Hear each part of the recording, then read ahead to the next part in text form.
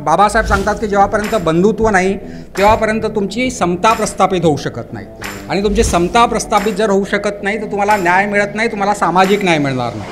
आपल्याला काय वाटतं की हे शेड्यूल कास्टची लिस्ट जी आहे ही फक्त आरक्षण देण्यासाठी बनवण्यात आली होती. ओके, तर तसं अजिबात नाही आहे. सुप्रीम गोल्समध्ये जातीचा विनाश, ओके, राज्यकर्ती जमात आणि बुद्धमय भारत, ओके, हे तीन सुप्रीम गोल्स आपण जे म्हणू, हे गोल्स तुम्ही केवळ आरक्षण मिळवून अचीव करू शकता का? नाही करू शकत. त्याच्यामुळं आज देशभरामध्ये जर तुम्ही पाहाल की शेड्यूल कास्टच्या लोकांची आर्थिक परिस्थिती चांगली झाली, पण ते सांस्कृतिक दृष्टीनं अजूनही मागासले आहेत.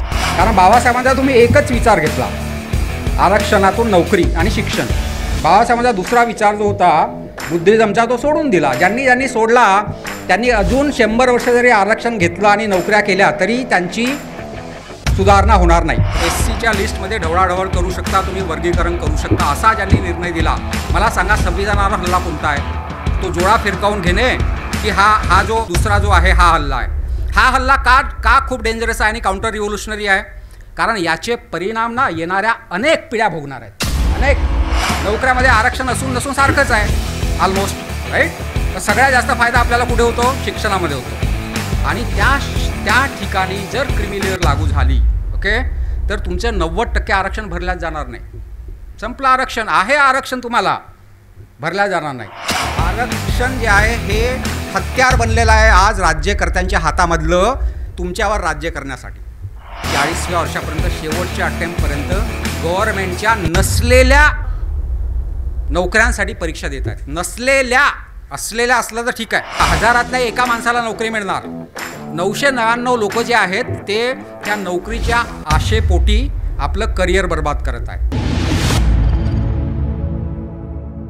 आयुष्यमान जयंत राम टेके सर, मेट्रोपोलिटन नॉलेज अकॅडमीतर्फे त्यांना मी विनंती करतो की 2 शब्द आपण म्हणा.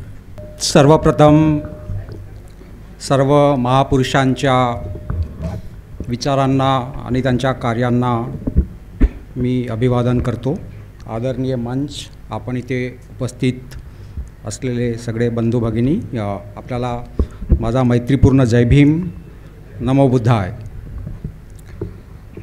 सर्वप्रथम मी आजचं हे जे परिसंवाद जे आयोजित केलं आहे, निब्बाण न्यूज मीडिया आयोजित, तर त्यासाठी मी चौकेकर सर यांचं खूप आभार मानतो आहे. कारण आत्ताची परिस्थिती अशी दिसते की अशा प्रकारचे परिसंवाद जे आधी खूप रेग्युलरली व्हायचे ते आता सगळं थांबल्यासारखं दिसतं आहे. ओके, आपण जर ऑडियन्स जरी बघितलं तर ऑडियन्समध्ये सुद्धा बरेचसे सिनियर लोक आहेत. ओके, ह्या 20-25 वर्षाच्या आधीचा असा पिरियड होता की जेव्हा ऑडियन्समध्ये तरुण लोक असायची, जस्ट नोकरीला लागलेले, कॉलेजमध्ये शिकत असलेले असे, आणि त्याच्यातून मग आताचे जे लीडर्स आहेत ते तयार झालेत.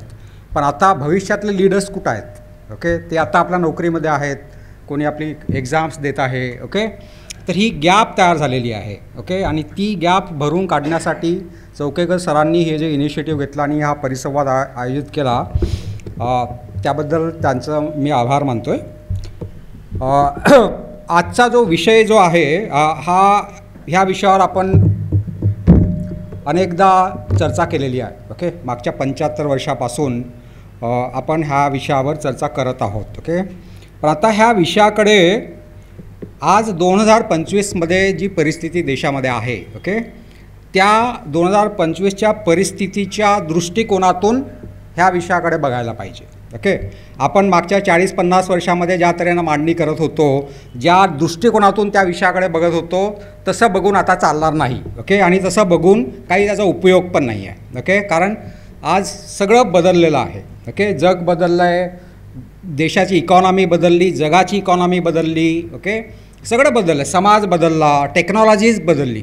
बाय द वे, टेक्नॉलॉजी जी आहे मेन ड्रायव्हिंग फोर्स आहे. तुमचं सगळं इकॉनॉमीपासून सगळं तुमचं जॉब मार्केट सगळं चेंज होण्याच्या मागं, किंवा एज्युकेशन चेंज होण्याच्या मागं टेक्नॉलॉजिकल चेंजेस आहेत आणि ते प्रचंड फास्ट चेंज होत आहे. ओके, त्यामुळे सगळं जग बदललेलं आहे. त्यामुळे आता आपण 40, 50, 60, 80, 90च्या दशकाचे रेफरन्सेस घेऊन आत्ता चर्चा करून अजिबात उपयोग नाही आहे. ओके, आणि ती करूनही काही म्हणजे त्याच्यातून काही निष्पन्न होणार नाही. ओके, तर हा विषय खूप मोठा आहे. मी याच्यातल्या अतिशय महत्त्वाच्या विषयावर हात घालणार. सर, मला किती वेळ मिळेल? 10 मिनिट. ओके, 10 मिनिट खूप कमी वेळ आहे कारण हा विषय खूप मोठा आहे. ओके, एनिवे याच्यातला सगळ्यात महत्त्वाचा मुद्दा जो आहे की आरक्षणाच्या मागचं उद्दिष्ट काय. ओके, ते आत्ता आपण सरांनी खूप चांगल्या तऱ्हेनं समजावून सांगितलं की त्याच्या मागचं उद्दिष्ट असं होतं की सामाजिक न्यायाची प्रस्थापना करणे. राईट. आणि सामाजिक न्याय काय आणि अधिकार काय याची खूप चांगली व्याख्या त्यांनी केली. आणि त्यांनी हे पण सांगितलं आहे की जेव्हापर्यंत समता, न्याय, बंधुत्व हे निर्माण होत नाही, स्वातंत्र्य हे निर्माण होत नाही, तेव्हापर्यंत तुमचं सामाजिक न्याय तुम्ही अचीव करू शकत नाही. ओके, आता ह्या कडीतलं ह्या त्रिसूत्रीमधलं एक जे आहे बंधुत्व हे खूप महत्त्वाचं आहे. ओके, आणि ही सगळी लढाई जी आहे ना ही याची सुरुवातही ह्या शब्दापासून झालेली आहे. आणि जेव्हा बाबासाहेब सांगतात की जेव्हापर्यंत बंधुत्व नाही तेव्हापर्यंत तुमची समता प्रस्थापित होऊ शकत नाही. आणि तुमची समता प्रस्थापित जर होऊ शकत नाही तर तुम्हाला न्याय मिळत नाही, तुम्हाला सामाजिक न्याय मिळणार नाही. राईट. आणि बाबासाहेबांची अख्खी लढाई जी होती ही बंधुत्व निर्माण करण्यासाठी होती. ज्या जाती हिस्टॉरिकली ओके इतक्या किती आता शेड्यूल कास्टमध्ये 1000च्या वरून जाती आहेत, तर ह्या जाती कधीच एक नव्हत्या हिस्टॉरिकली. राईट. जरी बाबासाहेब सांगतात की त्याच्या आधी म्हणजे खूप दिवसाआधी जेव्हा जाती निर्माण झाल्या नव्हत्या त्याआधी हे सगळे एकाच वंशाचे लोक होते. राईट. द्रविडियन, नागाज, बाबासाहेबांनी तो इतिहास मांडला आहे. पण त्याच्यानंतरचे मागचे 800-1000 वर्ष जे आहेत हे आपण वेगवेगळ्या जातीमध्ये विखुरलेलो होतो. तर सगळ्यात मोठं काम जे बाबासाहेबांनी केलं आपल्यासाठी, ओके, तर आपल्याला जे टँजिबल बेनिफिट्स मिळतात म्हणजे कशा नोकऱ्या मिळाल्या, शिक्षण मिळालं आणि त्या माध्यमातून आपल्याला पैसे मिळाले. ओके, आपली आर्थिक परिस्थिती चांगली झाली, आपल्याला बंगले मिळाले, कार मिळाले, त्याच्यामुळं आपण बाबासाहेबांचं ऋण कशासाठी मानतो आहे की आपल्याला जे टँजिबल बेनिफिट्स मिळाले त्यासाठी मानतो आहे. म्हणजे जे दिसतात. ओके, आज मी सूट घालून आहे हे दिसतं आहे ना, त्याच्यामुळं मी ऋणी आहे. राईट. पण याच्या पाठीमागं शेड्यूल कास्टची लिस्ट जी आहे, आज तो विषय आता अबकडचा जो विषय आहे हा खूप महत्त्वाचा विषय आहे आणि हा समजून घेणं खूप गरजेचं आहे. ओके, तर हा विषय समजून ह्यासाठी घेणं गरजेचं आहे की एक्सप्लिसिटली म्हणजे असं उघडपणे हे बाबासाहेबांना सगळ्यांच्या समोर नव्हतं सांगता आलं की ही शेड्यूल कास्टची लिस्ट आम्ही कशासाठी बनवतो आहे. ओके, अर्थात त्यांनी चळवळीच्या माध्यमातून आपल्या आयडिओलॉजीमध्ये सांगितलं आहे, पण संविधान सभेमध्ये ते नाही सांगू शकत की तुम्ही आम्हाला एवढ्या नव्हते की तुम्ही आम्हाला एवढे दिवस विखुरलेले ठेवले म्हणून आम्हाला एकत्रित तुमच्या विरुद्ध लढायचं आहे म्हणून आम्हाला तुम्ही एका लिस्टमध्ये आणा, असं नव्हतं एक्सप्लिसिटली सांगता येत ना. आणि त्यामुळं आपल्याला काय वाटतं की हे शेड्यूल कास्टची लिस्ट जी आहे ही फक्त आरक्षण देण्यासाठी बनवण्यात आली होती. ओके, तर तसं अजिबात नाही आहे. आरक्षणापेक्षा सगळ्यात महत्त्वाचा उपयोग शेड्यूल कास्टची लिस्ट बनवण्यामागचा जो होता तो होता की आपल्यामध्ये बंधुत्व निर्माण व्हायला पाहिजे. ओके, बंधुत्व निर्माण झाल्यावर काय होईल, बंधुत्व जर निर्माण झालं, आपण जर एक आलो आहे तर केवळ आरक्षण ही एक छोटी गोष्ट आहे. ओके, आरक्षणासोबत बाबासाहेबांचे जे चळवळीच्या प्रती जे सुप्रीम गोल्स जे होते, सुप्रीम गोल्समध्ये जातीचा विनाश, ओके, राज्यकर्ती जमात आणि बुद्धमय भारत. ओके, हे 3 सुप्रीम गोल्स आपण जे म्हणू, हे गोल्स तुम्ही केवळ आरक्षण मिळवून अचीव करू शकता का, नाही करू शकत. आरक्षणातून नोकरी, बंगला, गाडी हे मिळू शकतं. ओके, पण हे 3 गोल्स नाही मिळू शकत. ते 3 गोल्स जर मिळवायचे आहेत तर तुम्हाला तुमचा समाज हा स्ट्रॉंग करावा लागेल. राईट. तो एक करावा लागेल, त्या समाजामध्ये बंधुत्व निर्माण करावा लागेल आणि जेव्हा हा समाज एक होईल तेव्हा तुम्ही ते सुप्रीम गोल्स अचीव करू शकणार. अदरवाईज आता आरक्षण घेणारे अनेक लोक आहेत. परवाच आपल्याला माहिती आहे एक IPS अधिकारी त्यांनी स्वतःला गोळ्या झाडल्या. राईट. शेड्यूल कास्टचा माणूस होता. गोळ्या का झाडल्या माहिती आहे तुम्हाला? कारण अनेक कारणं त्यांनी दिली. त्यातलं एक कारण आहे जे खूप महत्त्वाचं आहे. तो मंदिरामध्ये गेला होता आणि त्या मंदिरामध्ये त्याचा अपमान झाला. ओके, आणि ते त्याच्या जिवारी लागलं, त्याच्यामुळे त्याने स्वतःवर गोळ्या झाडल्या. म्हणजे बाकी कारणांसोबत हे पण एक कारण आहे. आता पहिली गोष्ट, ह्या माणसाला जर बाबासाहेब समजला असता, ओके, तर तो मंदिरात गेला असता का, त्याचा अपमान झाला असता का, नसता झाला. तर आज आरक्षणाच्या माध्यमातून आपण सगळ्यांनी बाबासाहेबांचे अर्धेच विचार घेतलेले आहेत. ओके, बाबासाहेबांनी जे फुल सोल्युशन दिलं आहे ते सेकंड सोल्युशन म्हणजे जे महत्त्वाचं जे आहे ते सोडून दिलं. ओके, त्याच्यामुळं आज देशभरामध्ये जर तुम्ही पाहाल की शेड्यूल कास्टच्या लोकांची आर्थिक परिस्थिती चांगली झाली, ओके, पण ते सांस्कृतिक दृष्टीनं अजूनही मागासले आहेत. ओके, तुम्ही जर पाहिलं हे मादिगा जी मेनली ह्या अबकडच्या डिमांडसाठी कारणीभूत आहेत, त्यांनी जी डिमांड केलेली आहे, त्यांचा सगळ्यात मोठी कंप्लेंट कुठली आहे की आम्ही अजूनही सांस्कृतिक दृष्टीनं खूप मागासले आहोत. ओके, लोक आमच्याकडे येत नाही किंवा जे काही आहे. तर याचं कारण काय आहे? आरक्षण तर त्यांना मिळालं, राईट, पण आरक्षणाने प्रॉब्लेम सॉल्व्ह नाही होत आहेत ना. कारण बाबासाहेबांचा तुम्ही एकच विचार घेतला, आरक्षणातून नोकरी आणि शिक्षण. बाबासाहेबांचा दुसरा विचार जो होता बुद्धिझमचा, तो सोडून दिला. ज्यांनी सोडला त्यांनी अजून 100 वर्ष जरी आरक्षण घेतलं आणि नोकऱ्या केल्या तरी त्यांची सुधारणा होणार नाही. ओके, ही झाली रियालिटी. ओके, त्याच्यामुळं नुसतं आरक्षणातून शिक्षण आणि नोकऱ्यांसाठी आरक्षण एवढं बोलून चालणार नाही, तर त्याच्या पुढचा विचार करावा लागेल. जे अनेक लोक ज्यांनी आज पाहिलं आहे, आपण किती वर्ष झाले आता आपण 56 नंतर, ओके, धर्मांतरानंतर आज किती लोकांनी धर्मांतर केलं आहे. आपण हे सगळे ओरडतोय की आपल्यावर खूप अन्याय अत्याचार होतात. ह्या ब्राह्मणवादाविरुद्ध सगळ्यात मोठा जर आघात आपण काय करू शकलो असतो, ओके, तर हे मोर्चे काढणे किंवा पॉलिटिकल पार्टी नाही, ओके, तर त्यांचं कंबरडं आपण मोडू शकलो असतो. ओके, कशातून? आपण जर कन्व्हर्शन केलं असतं तर. ह्या 15%मधून 10% लोकांनी जरी कन्व्हर्शन केलं असतं तरी आज ब्राह्मणवाद हा कमजोर झाला असता. ते आपण केलं नाही, आणि कोणी केलं नाही, आपण केलं नाही. हे काही त्यांनी आपल्याला नाही सांगितलं तुम्ही करू नका म्हणून, राईट. ही आपली चॉईस आहे, आपण नाही केलं ते, राईट. तर हे याच्यामध्ये याला अनुसरून हे अबकडची जी आत्ता डिमांड होत आहे त्याला जे कलम 341, ओके, सरांनी ज्याचा रेफरन्स दिला, हे 341 कलम समजणं खूप महत्त्वाचं आहे. हा जो निर्णय दिला, जो 2024चा तुम्ही ज्याचा रेफरन्स दिला आहे, तो निर्णय म्हणजे it is a step towards the counter revolution. तुम्हाला माहिती आहे बाबासाहेबांनी ग्रंथ लिहिलेला आहे, क्रांती आणि प्रतिक्रांती. ओके, प्रतिक्रांती कशी झाली आपल्याला सगळ्यांना माहिती आहे. याच्या आधी ऐतिहासिकपणे आज आधुनिक काळामध्ये प्रतिक्रांती केव्हा होत आहे, कशी होत आहे, हे आपल्याला समजायला पाहिजे. तो 2024चा जो डिसिजन, जो जजमेंट जो आहे ना, ही प्रतिक्रांतीचं पाऊल आहे. का? कारण बाबासाहेबांनी महात्मा फुलेंपासून सुरू झालेली ही सगळी जी चळवळीची बांधणी जी आहे, ही कशासाठी होती? बहुजन समाज निर्माण करण्यासाठी होती, राईट. बहुजन समाज निर्माण होणे खूप दूरच राहिलं आहे. अजून OBC शेड्यूल कास्टच्या जवळ येणं खूप दूर राहिलं आहे. शेड्यूल कास्टमध्येच आता लोक एकत्रित येऊ शकणार नाही. ओके, तर याला खरं म्हणजे मी तर एक आर्टिकलच लिहिलं आहे ह्या विषयावर. ओके, आपले लोक आत्ता खूप भावनिक दृष्टीनं म्हणतात की आमच्या चीफ जस्टिसवर जोळा मारला वगैरे. ओके, तर मी तुम्हाला सांगतो हा कसं हे काउंटर रिव्होल्यूशन आहे. ओके, 341 कलम काय म्हणतं?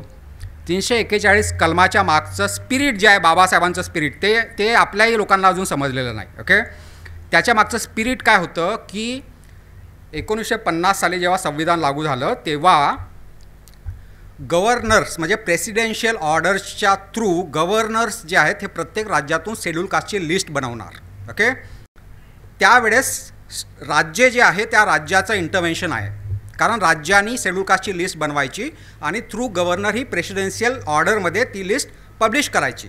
ओके, हे काम तेव्हा राज्याचं होतं सुरुवातीला, आणि प्रेसिडेंटचं होतं आणि गव्हर्नरचं होतं. ओके, पण एकदा ती लिस्ट पब्लिश झाली की प्रेसिडेंट आणि गव्हर्नर आणि स्टेट गव्हर्नमेंट जे आहे त्यांचा रोल संपला. ओके, त्यानंतर जर तुम्हाला शेड्यूल कास्टच्या लिस्टमध्ये कुठलीही ढवळाढवळ करायची असेल, okay, which is addition deletion. Okay, आता ॲडिशन आणि डिलिशन हे एक्सप्लिसिटली शब्द आलेले आहेत, पण याच्या मागचा लोक काय म्हणतात आता हे जे तुम्ही खरं म्हणजे ना जे लोक अबकडं म्हणजे मागतात, ओके, त्यांनी खूप मोठी इंटेलेक्च्युअल चळवळ चालवलेली आहे. तुम्हाला सांगतोय चौकेकर सर. ओके, त्यांनी खूप पुस्तकं लिहिलेली आहेत.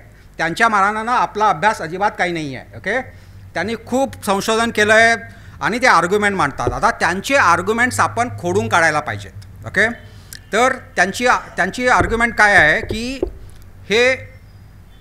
ही जी अबकडची लिस्ट आहे, ओके, याच्यामध्ये राज्य ढवळाढवळ करू शकते, जेव्हा की त्याचा स्पिरिट काय म्हणतो कॉन्स्टिट्यूशनचा करू शकत नाही. ओके, अदरवाईज ही लिस्ट तेव्हाच तयार झाली असते ना. का करू शकत नाही? तर बाबासाहेबांना हे माहिती होतं, ओके, की ह्या आर्टिकलमध्ये ही जर प्रोव्हिजन राज्य सरकारावर सोडली तर भविष्यामध्ये राज्य सरकार हे त्यांच्या त्यांच्या राज्यातील राजकारणानुसार ह्या लिस्टमध्ये ढवळाढवळ करतील. ओके, म्हणजे कोणत्या तरी एका जातीला असं राज्याला आज जर अधिकार असते तर तुम्हाला काय वाटतं? ओके, शेड्यूल कास्टमध्ये येण्यासाठी अनेक OBC जाती आज तयार आहेत, राईट. अनेक OBC जाती आज किंवा शेड्यूल कास्टच्या जाती ह्या शेड्यूल ट्राईबमध्ये येण्यासाठी तयार आहेत, जिथे इथे जास्त हे मिळतं. हे जर सरकारला ओपन सोडलं असतं राज्य सरकारला तर ह्या देशामध्ये धिंगाणा माजला असता राजकारणाचा. ऑलरेडी माजलाच आहे. ओके, पण हे जर ओपन ठेवलं असतं ना तर अजून जास्त माजला असता. त्यासाठी बाबासाहेबांनी ते टोटली बंद केलं आहे. आणि याचा अर्थ असा नाही की त्याच्यामध्ये डिलिशन ॲडिशन होऊ शकत नाही. होऊ शकते. कधी होऊ शकते? जेव्हा पार्लमेंट कायदा पास करेल तेव्हा होऊ शकते. ओके, आणि पार्लमेंटने कायदा पास करून हे सगळं करणं खूप कठीण आहे. म्हणजे जनरली आजपर्यंत त्यांनी तसं केलं नाही. ओके, आता यांचं काय म्हणणं आहे, जे वर्गीकरण जे मागतात त्यांचं असं म्हणणं आहे की आम्ही कुठे म्हणतो की तुम्ही डिलीट किंवा ॲड करा. आमचं असं म्हणणंच नाही आहे. ओके, आम्ही काय म्हणतो, फक्त त्याच्यामध्ये वर्गीकरण करा.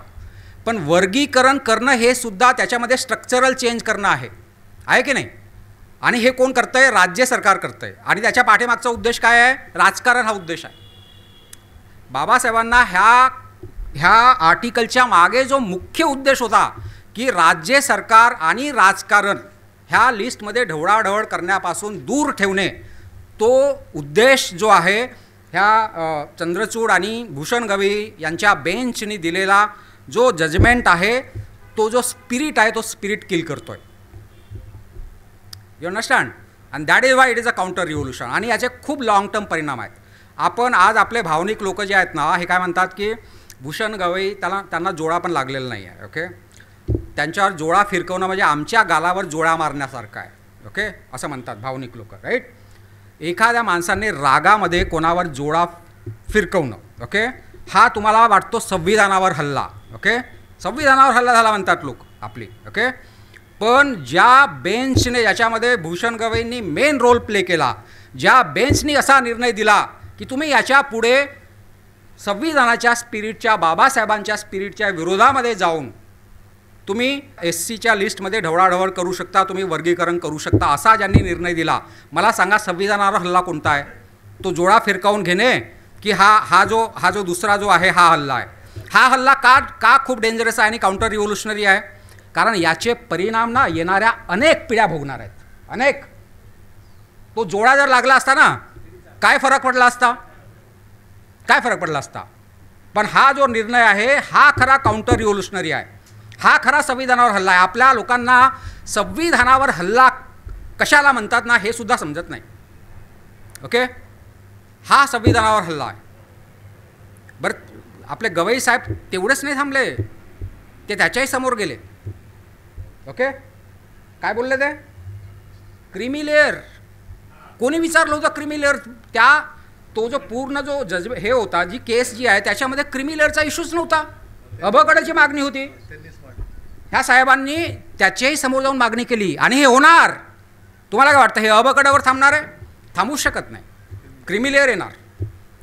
आणि तुम्हाला माहीत आहे, मी IIT बॉम्बे आणि IIM कॅलकटामधून मी शिकलेलो आहे, ह्या देशातले सर्वोच्च इन्स्टिट्यूट. आम्ही जेव्हा शिकलो तेव्हा 50% सुद्धा जागा भरल्या जात नव्हत्या शेड्यूल कास्टच्या आणि शेड्यूल ट्राईबच्या. ओके, आज थोड्याफार भरतात, 75% भरत असतील. अजूनही 25% जागा खाली आहेत. उद्या समजून चला की ही क्रीमी लेअर लागू झाली तर IITमध्ये तुमच्या किती जागा भरल्या जातील? काय वाटतं तुम्हाला? किती? 10% सुद्धा भरल्या जाणार नाहीत.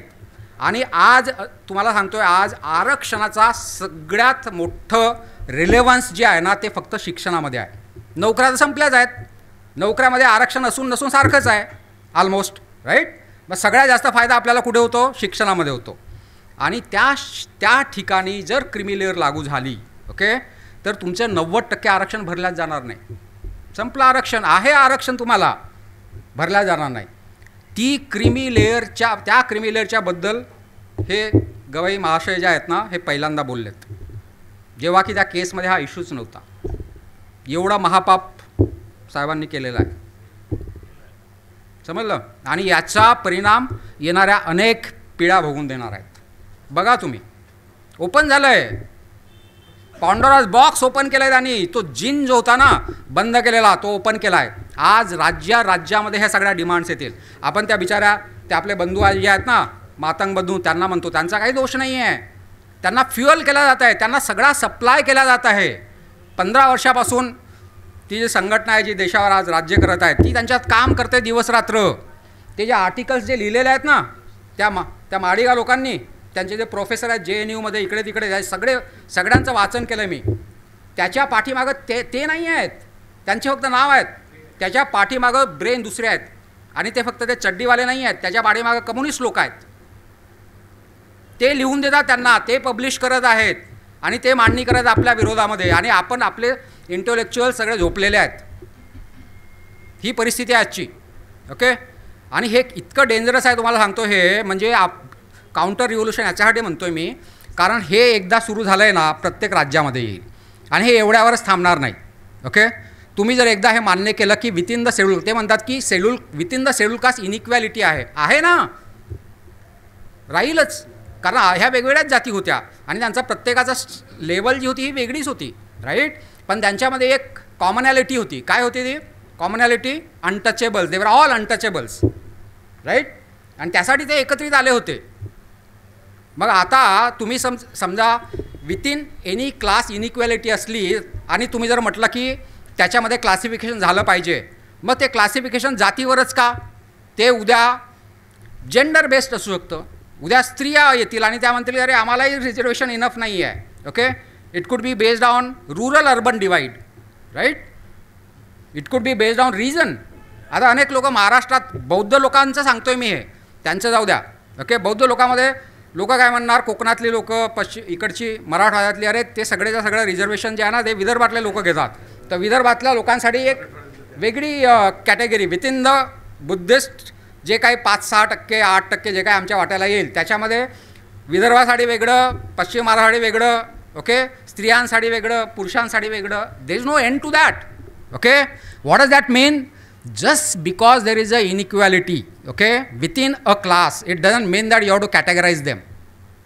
Categorizationचा बेस जो होता ना तो ऑलरेडी फिक्स्ड आहे, which is a scheduled caste, and the commonality is untouchability. It's already decided. आणि बाबासाहेबांनी खूप अभ्यास करून हे सगळं केलेलं आहे. आणि तो अभ्यास, बाबासाहेबांची सगळी चळवळ जी आहे तिचा अफेक्ट जो आहे तो कसा मोडून काढायचा याच्यासाठी ह्या देशातली ब्राह्मणवादी व्यवस्था काम करते. आपल्याला ते समजतच नाही. आपण अजूनही त्या नोकऱ्यांच्या त्याच्या मागच आरक्षण ह्याच विषयावर डिस्कस करतो. आज 2025मध्ये ते लोक तुमचं कंबरडं कसं मोडत आहेत हे आपल्याला समजत नाही आहे. राईट. आज काय करायला पाहिजे आपण? आज काय करायला पाहिजे? सगळ्यात मोठा लढा आज आपण बाकीचं सगळ्या भानगडी सोडून हे जे अबकडं जे होऊन राहिलं आहे ना हे थांबायला पाहिजे. याच्यामध्ये दुसरं अजून सांगतो. हे तुम्ही ऑलरेडी हे डिस्कस झालं आहे, हे मी रिपीट करत नाही. ओके. आरक्षण हे आत्ता आपल्या फायद्याचं नाही आहे. I am very sorry to say this. आरक्षण जे आहे हे हत्यार बनलेलं आहे आज राज्यकर्त्यांच्या हातामधलं तुमच्यावर राज्य करण्यासाठी. ओके. कसं हत्यार बनलं आहे? तुम्ही एक सांगितलं पॉलिटिकल रिझर्वेशन. त्याचा फायदा कोणाला होतो? पॉलिटिकल रिझर्वेशनचा कोणाला होतो? SC STचे जे आमदार खासदार निवडून जातात. ओके. त्याचं जे रिझर्वेशन आहे त्याचा फायदा कोणाला होतो? राज्यकर्त्यांना होतो. राईट. आम्हाला होतो का त्याचा फायदा? नाही. म्हणजे आम्हाला आमच्यावर रूल करण्यासाठी आज आरक्षणाचा वापर ते आमच्या विरोधात करत आहेत. ओके. Political reservation. इवन तुम्हाला नोकरीच्या संबंधित रिझर्वेशनमध्येही आपल्याला कसं कंट्रोल केलं जातं ते सांगतोय. ओके. नोकरीच्या महाराष्ट्र गव्हर्नमेंटच्या जॉबसाठी MPSCच्या तुम्हाला माहीत आहे एज लिमिट किती आहे? किती एज लिमिट आहे? 40. हां नाही 21 नाही. Age limit, upper age limit is around 40 years आहे. हां 38 मला माझ्या हिशोबाने ते 40च्या वर आहे. बट 38 लेट्स अजून 38 तुम्हाला सर जे बोलले ना की नाही आम्ही आमचा मुलगा लाईक एका छोट्याशा रूममध्ये काम करतो आहे, दुसराचा चांगला याच्यामध्ये काम करतो म्हणून याचं 38 ठेवा आणि त्याचं 30 करा किंवा 25 करा. याच्यातून काय होतं आहे माहिती आहे तुम्हाला? तुम्ही अभ्यास करा. आता मी ह्या फील्डमध्ये आहे. मी कॉर्पोरेट वर्ल्डमध्ये काम केलं आहे 20 वर्ष मोठ्या मोठ्या मल्टीनॅशनल कंपनीमध्ये. आज मी एज्युकेशनच्या सेक्टरमध्ये काम करतो आहे. ओके, म्हणून मला माहिती आहे काय आपल्या समाजाची.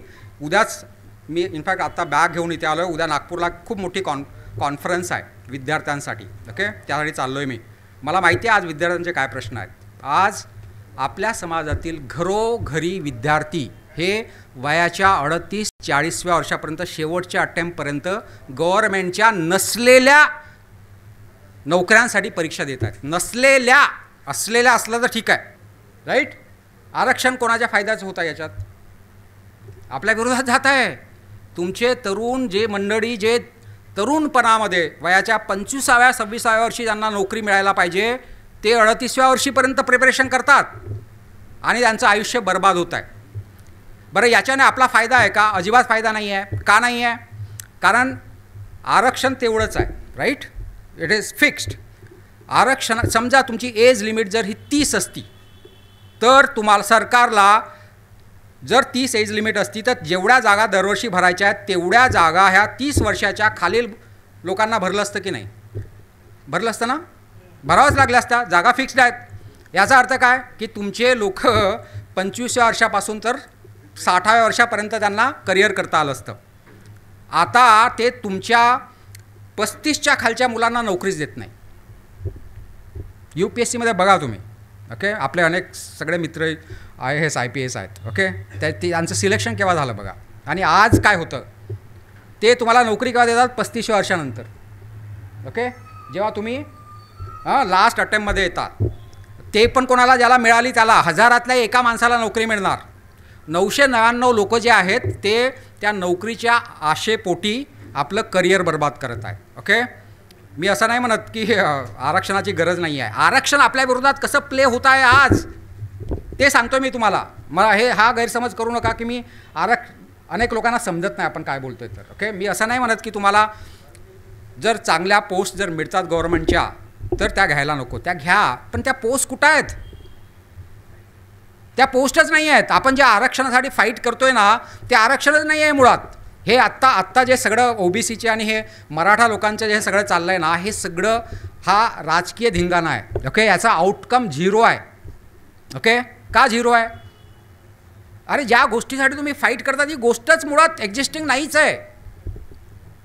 नोकऱ्या जर असत्या तुमच्या तर तुम्हाला आरक्षणाचा फायदा मिळाला असता ना नोकऱ्यामध्ये. त्या नाहीच आहेत, मग काय फायदा आहे? ओके, त्यामुळं आपली लढाई कशासाठी असायला पाहिजे? आज आपली लढाई हा आरक्षणाचा जो परीघ जो आहे तो मोठा करण्यासाठी असली पाहिजे. ओके, तो परीघच मुळात छोटा झाला. त्या छोट्याशा तुकड्यासाठी आपण अबकडं नाही झालं पाहिजे म्हणून आपण फाईट करणार. ओके, उद्या OBCमधून STमध्ये जाण्यासाठी ते धनगर लोक फाईट करत आहेत, वंजारा लोक फाईट करत आहेत. ओके, आणि OBCमध्ये येण्यासाठी मराठा फाईट करत आहेत आणि ते OBC आणि मराठा एक दुसऱ्यामध्ये फाईट करत आहेत. म्हणजे आपण सगळे बहुजन समाजाचे लोक एक दुसऱ्यासोबत कशासाठी फाईट करत आहोत? कशासाठी करत आहोत? जी गोष्ट राहिलीच नाही. ओके, आणि तुम्हाला कदाचित माहिती असेल EWSच्या थ्रू जे आरक्षण भरलं गेलं महाराष्ट्रामध्ये त्याचा कट ऑफ जो आहे हा शेड्यूल कास्टपेक्षा कमी गेला. का? कारण सगळे SC ST OBC including Maratha त्यांना आरक्षणामध्ये जायचं आहे. तर पूर्णच्या पूर्ण 10% EWSचा कोटा जो आहे तो निवडक ज्या 2-3 जाती आहेत त्यांना मिळाला आणि त्यांचा कट ऑफ हा शेड्यूल कास्टपेक्षा पण कमी आहे. समजलं? ह्या गोष्टी आपण बघतच नाही. आपण जस्ट घेऊन बसलोय. आरक्षण म्हणजे जे आधीपर्यंत आपल्याला अर्थात आपली चुकी नाही आहे कारण त्याचे बेनिफिट आपण चाखलेले आहेत ना. सर सिनियर मॅनेजर म्हणून रिटायर्ड झालेत. ऑफकोर्स 90च्या दशकापर्यंत त्याचे बेनिफिट आपण चाखलेले आहेत म्हणून आपल्याला वाटतं. पण आज परिस्थिती पूर्णतः त्यांनी चेंज करून ठेवलेली आहे. ओके, आज सगळ्यात जास्त बेनिफिट कोणाला मिळतात? आज सगळ्यात जास्त जॉब ओपनिंग्स कुठे आहेत? कुठे निर्माण होतात जॉब्स? आज जॉब्स निर्माण होतात प्रायव्हेट सेक्टरमध्ये, राईट. त्या प्रायव्हेट सेक्टरमध्ये 99% जॉब्स कोणाला मिळतात? तो जो मोठा शेअर जो आहे त्याच्याबद्दल आपण विचारच करत नाही आहोत. वी हॅव जस्ट ॲक्सेप्टेड की आपल्याला त्या लढाईविषयी म्हणजे प्रायव्हेट सेक्टरमध्ये आरक्षणाच्या लढाईविषयी कोणीच बोलत नाही. कोण बोलतं आहे? आपल्यातला कोण माणूस बोलतो आहे की प्रायव्हेट सेक्टरमध्ये आम्हाला रिझर्वेशन पाहिजे, जेव्हा की सगळ्याच्या सगळ्या नोकऱ्या प्रायव्हेट सेक्टरमध्ये आहेत. जिथे तुमच्या नोकऱ्या संपल्या त्या ठिकाणी आपण आरक्षण मिळावं आणि अबकडं व्हावं म्हणून लढत आहोत. म्हणजे आपण करतोय काय? आपली सगळीच्या सगळी energy is going to drains. Okay, म्हणजे अनेक मुद्दे आहेत सांगण्यासारखे ह्या विषयावर, पण मी थोडक्यामध्ये सांगतो. 10 मिनटापेक्षा मला माहिती आहे माझे जास्त झालेत. ओके, पण याच्या समोरचा मार्ग तुम्हाला सांगतो आहे. ओके, डिस्कशन करून उपयोग नाही, समोरचा मार्ग समजायला पाहिजे काय करायचं समोर. ओके, तर समोरचा मार्ग हा आहे की आपल्याला आत्ता जो मी म्हटलं परीघ मोठा करायला पाहिजे. तो परीघ कसा मोठा होईल? ओके, तो परीघ तेव्हा मोठा होईल की जेव्हा आज तुम्ही जगामध्ये ज्या ऑपॉर्च्युनिटीज निर्माण होत आहेत, ओके, आणि त्या फक्त नोकरीच्या नाही आहेत बरं का. ओके, नोकरीसोबत बिझनेसेसच्या होत आहेत, एंटरप्रेन्योरशिप होत आहे. ओके, जगभरामध्ये, फक्त भारतामध्ये नाही. ओके, तर ह्या जगभरामध्ये ज्या संधीची निर्मिती होत आहे त्या संधी आपल्या लोकांना कशा मिळू शकतील त्यासाठी गव्हर्नमेंटने कुठले पॉलिसीज राबवायला पाहिजे याची आपण डिमांड करायला पाहिजे. ओके, हां, मग त्यासाठी शिक्षण लागेल, त्यासाठी जसं स्किल डेव्हलपमेंट जे मी माझं इन्स्टिट्यूट आहे आम्ही AIचं ट्रेनिंग देतो. ओके, हां, AIचं ट्रेनिंग मी मोठ्या PSU बँकांना देतो. छोटंसं माझं इन्स्टिट्यूट आहे. एका मोठ्या PSU बँकला आम्ही हे AIचं ट्रेनिंग दिलेलं आहे. ओके, हे पहिली गोष्ट तर हे इन्स्टिट्यूट आपल्यामध्ये तयार व्हायला पाहिजेत. ओके, आणि त्यांनी मग सरकारी स्कीमच्या माध्यमातून, कारण सरकारचं काय म्हणणं आहे आता जेव्हा लोक प्रोटेस्ट करत होते फेलोशिपसाठी पुण्यामध्ये, तुम्हाला माहिती आहे चाललं होतं, तेव्हा चीफ मिनिस्टर काय बोलले की आत्ता आमचा भर जो आहे हा फेलोशिपवर नाही आहे तर स्किल डेव्हलपमेंटवर आहे, आमचे पैसे त्यासाठी खर्च होतील. एका दृष्टीने ते बरोबर आहे. ओके, का? कारण तुमचे PhD करून लोक जर तिकडे ऊस तोडायला जाणार असतील तर काय उपयोग त्याचा आहे का? उपयोग त्याच्या PhDमधून तो माणूस जर जगामध्ये जे आज ऑपॉर्च्युनिटी निर्माण होत आहेत त्यासाठी जर तो तयार होत असेल त्याच्या PhDमधून तर त्या PhDचा उपयोग आहे, अदरवाईज त्याचा काय उपयोग आहे? राईट, है ना? म्हणून ते जे मुख्यमंत्री जे बोलले त्या मुख्यमंत्र्याला विचारायला पाहिजे मग ठीक आहे ना, तुझ्या सोशल वेलफेअर डिपार्टमेंटचा जो पैसा आहे तो ह्या कामासाठी खर्च करा.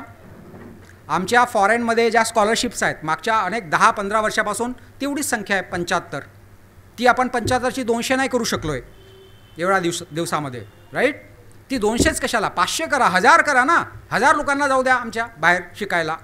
ह्या जगामध्ये ज्या ऑपॉर्च्युनिटी निर्माण होतील त्या ग्रॅब करतील ते. आज कुठे आपण सरकारी नोकऱ्या घेऊन बसलो ज्या आहेतच नाही, आणि त्या आहेत नाही म्हणजे याच्यामध्ये 2 गोष्टी आहेत. ओके, एक तर हे इथले ब्राह्मणवादी राज्यकर्ते आहेत त्यांनी त्या नोकऱ्या संपवल्या, ही एक गोष्ट आहे. ओके, दुसरी गोष्ट आहे की मुळात टेक्नॉलॉजी जशी चेंज होत आहे की याच्यानंतर तुम्हाला क्लर्क्स लागणारच नाहीत.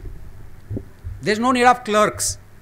तर क्लरिकल जॉबमध्ये जे ग्रुप Cच्या नोकऱ्यामध्ये आपले लोक जे जात होते त्या नोकऱ्या संपलेल्या आहेत. मग त्या नोकऱ्या आता सगळे हे AI आणि सगळे हे ॲप्लिकेशन जर करत आहेत तर कोणीतरी एम्प्लॉयर जो आहे इन्क्लुडिंग द गव्हर्नमेंट तो कशाला घेणार? त्याचं काम सगळे कॉम्प्युटर ॲप्लिकेशन्सच करत आहेत. राईट, तो घेणार नाही. आणि तुम्ही किती लढा द्या, उद्या आपलं जरी गव्हर्नमेंट आणलं ना आपण तरी आपण त्या क्लरिकलचे जॉब्स करायसाठी आपण माणसाला घेणार नाही, आपण ते AI ॲप्लिकेशन यूज करूनच ते गव्हर्नमेंटचं काम करू. Okay, so that's the reality. दोन्ही गोष्टी आहेत. ओके, म्हणून आज आपल्याला आपल्या समाजाला हे जे बदललेलं जग जे आहे ह्या बदललेल्या जगामध्ये कसं फिट करायचं याच्यावर विचार करावा लागणार आहे.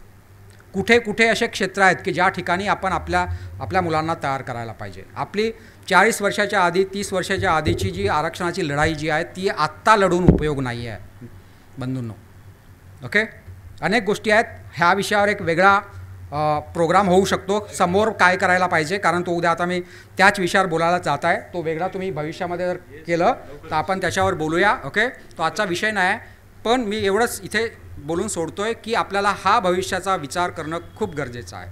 ओके, जुन्या गोष्टी घेऊन जुने अस्त्र घेऊन आपण लढू शकत नाही. आज जर त्यांच्या हातामध्ये जर न्यूक्लिअर वेपन्स आहेत, ओके, आणि आपण तलवार घेऊन त्यांच्यासोबत लढायला गेलो तर आपण जिंकू का? नाही जिंकू शकणार. ओके. आणि अजून एक शेवटचा विचार तुम्हाला सांगतो आहे की टेक्नॉलॉजी जी आहे ना, टेक्नॉलॉजी इज अ इक्वलायझर. टेक्नॉलॉजी जी आहे ना ही जात पाहत नाही. टेक्नॉलॉजी आत्ता ही जी लेटेस्ट टेक्नॉलॉजी जी आलेली आहे AI, ओके, ही AI त्या ब्राह्मणासाठी पण तेवढीच नवीन आहे जेवढी आमच्यासाठी नवीन आहे. ओके.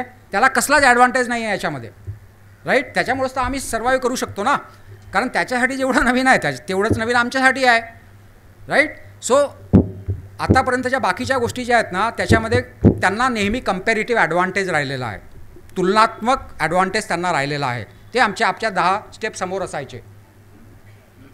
यस. टेक्नॉलॉजी जी आहे ही सगळ्यांना एका प्लॅटफॉर्मवर आणते आणि आपण त्या टेक्नॉलॉजीचा फायदा घ्यायला पाहिजे. ओके. आणि त्यांच्यासोबत लढणं आपल्याला खूप सोपं आहे हे जर केलं तर आपण. ओके. चला, मी एवढा विचार ठेवून मी आजचे माझे 2 शब्द संपवतो. थँक्यू. धन्यवाद रामटके सर. तुम्ही जे विषय मांडलेत खरोखरच विचार करण्यासारखे आहेत आणि जरूर त्याचा आपण विचार करून त्याच्यासाठी आणखीन एक आपण प्रोग्राम ठरवूया की टेक्निकली कसं आपल्याला सावी होता येईल आणि त्या माध्यमातून कसे आपले जॉब आणि काही दुसरे कार्य आपल्याला करता येईल.